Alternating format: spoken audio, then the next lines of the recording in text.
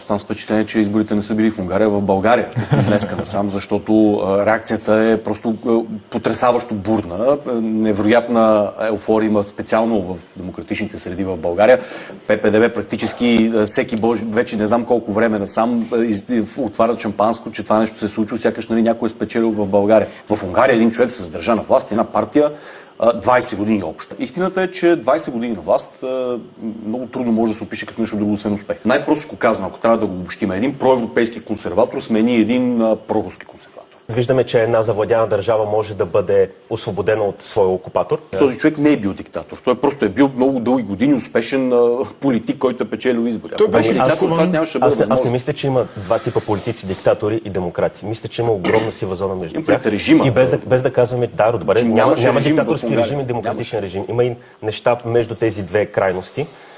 И мисля, че Орбан не беше със сигурност нито демократ, нито диктатор. Хибриден режим. Да, абсолютно хибриден режим. И ако проследите кампанията, която водеше срещу Мадяр, тя беше изключително мръсна.